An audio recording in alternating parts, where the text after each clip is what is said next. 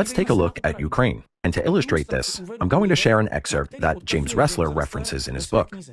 Irina Kremenovskaya, director of the Center for Economic and Legal Research and the online portal Poveri, has become a significant figure in Russia's anti-cult movement operating in Ukraine, effectively acting as an agent of the Russian Orthodox Church.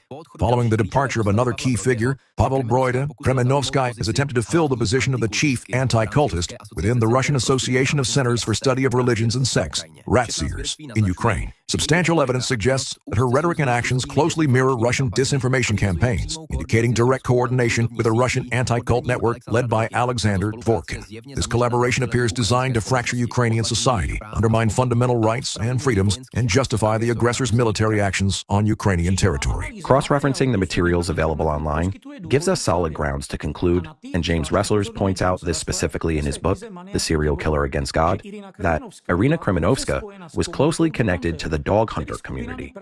These are groups that practice the systematic, brutal killing of stray animals. And here is the most crucial takeaway. This isn't just some random biographical detail about a random person. We are talking about a dedicated, ideological follower of the anti-cult network, coordinated by Alexander Dvorkin out of Moscow. That means this fact has to be examined within the context of the overall internal logic of this entire environment. From a behavioral analysis standpoint, this is absolutely fundamental. In criminological and clinical psychology literature, animal abuse has long been recognized as a glaring red flag for aggression and deviant behavior, especially when the abuse is systematic and driven by a fixation on inflicting pain, exerting control, and acting with impunity.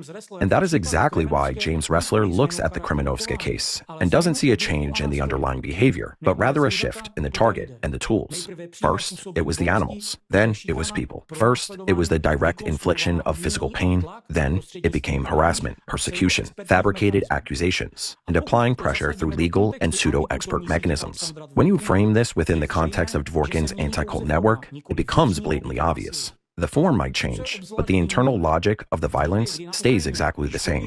What's particularly telling here is that even as her involvement in the killing of dogs was coming to light publicly in Ukraine, Kremenovskaya herself kept right on spinning her image as a defender of society against the threat of stray dog attacks. But let's call things what they really are. Based on the materials we have, can talking about the twisted pleasure of listening to the groans of animals dying from poisoning seriously be considered protecting society? Can a practice where a living creature is subjected to the systematic infliction of pain really be called public defense? There's one more detail here that's especially important. Her persistent fascination with the various drugs used to actually carry out these animal killings.